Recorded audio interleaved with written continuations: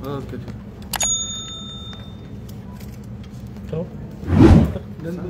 आहे का व्यवस्थित थांबा राहू दे.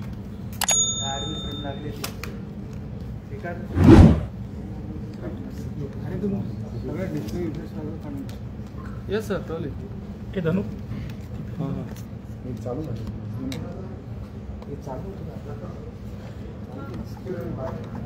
Sir start. हां सर. ऑडिओ नाही ते. सर काय प्रकार घडला सोलापुरात? पुणे पोलिसांनी एन्काउंटर केलं, नेमका काय प्रकार आहे? त्यामध्ये काळेपडळ पोलीस स्टेशन अंतर्गत 100/2025 हा गुन्हा दाखल होता. सदर अटेम्प्ट टू मर्डर ह्या गुन्ह्यामध्ये मोका सुद्धा कालांतराने लावण्यात आला होता. ह्या मोक्याच्या गुन्ह्यामध्ये एकूण 17 आरोपी आहेत आणि त्या 17 पैकी आम्ही आतापर्यंत 9 आरोपी हे अरेस्ट केलेले होते. 8 आरोपी अजूनही फरार होते. त्या आरोपींचा शोध घेत असतात त्यामधलाच एक आरोपी शाहरुख उर्फ अट्टी रहीम शेख याबद्दलची माहिती काल पुणे शाखेच्या अधिकाऱ्यांना मिळाली होती. त्या अनुषंगानं काल 1600 वाजताच्या सुमारास गुन्हे शाखेची एक टीम तिथून सोलापूरसाठी रवाना झाली आणि त्या टीमने तिथे वर्कआउट केला असता लांबोटी गावामध्ये एका ठिकाणी सदरचा आरोपी हा लपलेला आहे अशी माहिती मिळाली. त्या माहितीवर वर्कआउट करून जेव्हा त्या घरामध्ये आम्ही प्रवेश करण्याचा प्रयत्न केला तेव्हा आमच्या EPI कांबळे यांच्यावर सदर आरोपीने फायर केला आणि त्याच्या रिटॅलिएशनमध्ये EPI कांबळे यांनी फायर केल्यावर तो आरोपी जखमी झाला. जखमी अवस्थेत त्याला हॉस्पिटलाइज केलं असता तिथे त्याला मृत घोषित करण्यात आलेला आहे.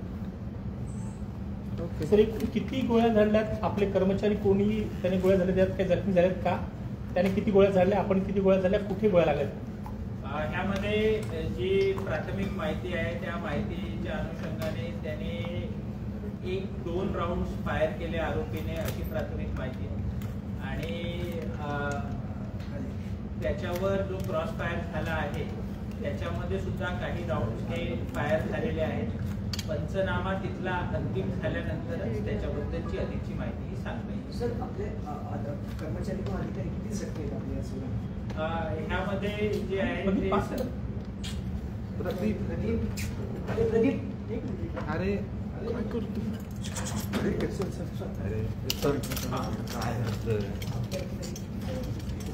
ह्यामध्ये जे आहे तिथे आपले जे अधिकारी आहेत ते सुद्धा हॉस्पिटलला गेलेले आहेत आणि ते कोणीही गंभीर अशा स्वरूपाचे जखमी नाही आहेत.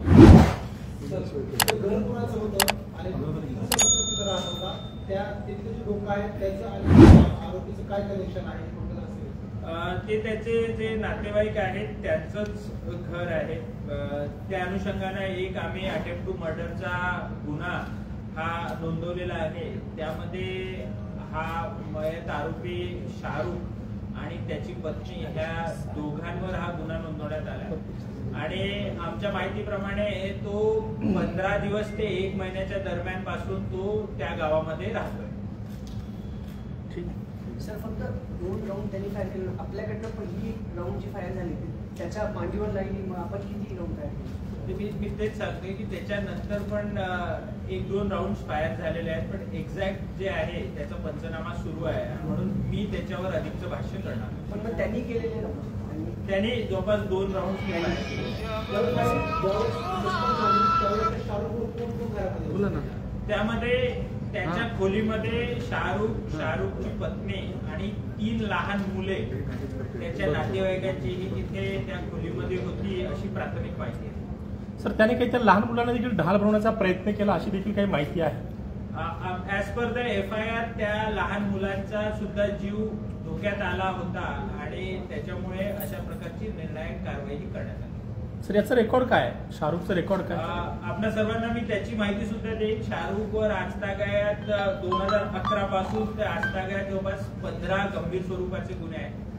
2021 मध्ये सुद्धा ह्यावर एक मोका लावण्यात आला होता आणि त्याच्यानंतर हा 2025 मध्ये 100/2025 ह्या गुन्ह्यामध्ये त्याच्यावर दुसऱ्यांदा मोकाची कारवाई करण्यात आली. टिपू सुलतानच्या टोळीसोबत त्याचं कनेक्शन कधीपासून आहे? पहिल्यापासून त्या टोळीत आहे का याचा स्वतंत्र काही गुन्हेगारी पार्श्वभूमी? त्यामध्ये टिपू पठाण नावाचा जो आरोपी आहे त्याचा हा साथीदार आहे आणि त्याच्यावर जे आहे ते आता जास्त बोलणं योग्य होणार नाही. ओके सर, त्याच्या घरच्यांनी काय आरोप केले? त्यांचं म्हणणं होतं की एकतर तो झोपलेला होता, पहिलं फायर यांनी केलं, त्याच्या घरच्याला एक मारलं पोलिसांनी, आणि ते जे सही पोलीस होते त्याच्या ओळखीचे होते त्याच्या घरच्याला. नाही, आपण एक गोष्ट लक्षात घ्या, आम्ही प्रेस नोट मध्ये पण ते दिलेलं आहे. सदर आरोपीकडे 2 पिस्टल, काही राऊंड आणि 2 कोयते हे सोलापूर ग्रामीण पोलिसांनी सदर गुन्ह्याच्या तपासामध्ये आता जप्त केलेले आहेत.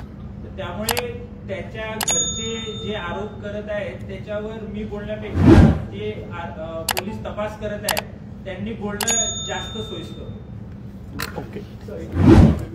गर्जा हिंदुस्तान चॅनलला सबस्क्राईब करा आणि ताज्या घडामोडी जाणून घेण्यासाठी बेल आयकॉनवर प्रेस करा.